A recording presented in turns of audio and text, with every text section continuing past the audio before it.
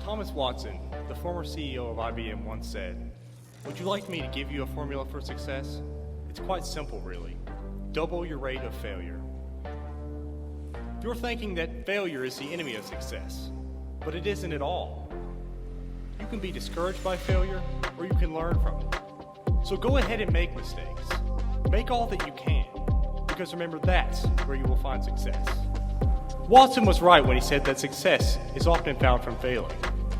Unless you plan to happen upon extreme luck by winning the lottery or something like that, you're going to have to go out into the world and make something of yourselves, right? I'd like to share some stories about failure, and you can tell me if these people accepted their failure or if they learned from their mistakes to better themselves.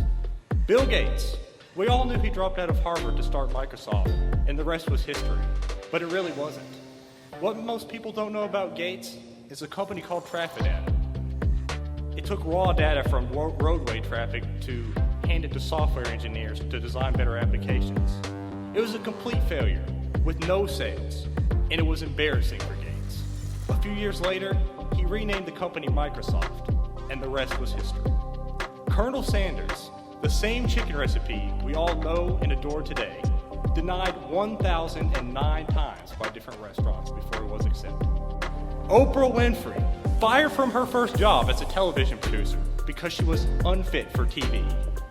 J.K. Rowling, just 5 years before the first Harry Potter novel was published, she was divorced, severely depressed, had published a series of novels with no sales, and she was on welfare. Michael Jordan, cut from his high school basketball team. Dr. Seuss, first book rejected by 27 different publishers. And my favorite, Steve Jobs, kicked out of the company he started after dropping out of college. He founded a company called Next, which failed. In the meantime, was hired at Pixar, brought Pixar to the company we know it as today. And 10 years later, Apple is failing and begging for him to come back.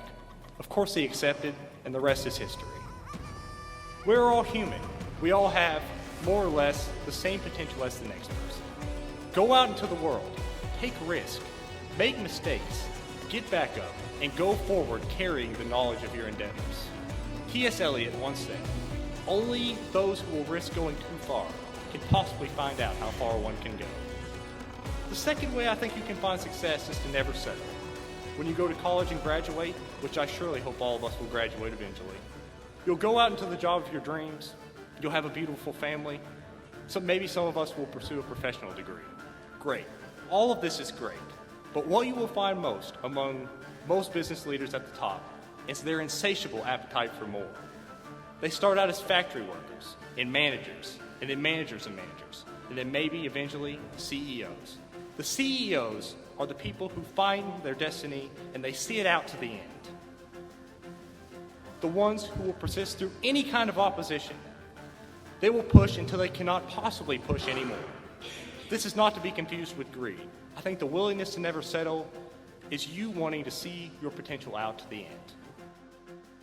In conclusion, if I could offer you any advice, it's to take risk, to never settle. If you find yourself questioning if you were meant for more, if your potential outweighs your current circumstance, it probably does. One of my favorite quotes to live by is, "Shoot for the moon. Even if you miss, at least you'll land among the stars." Thank you.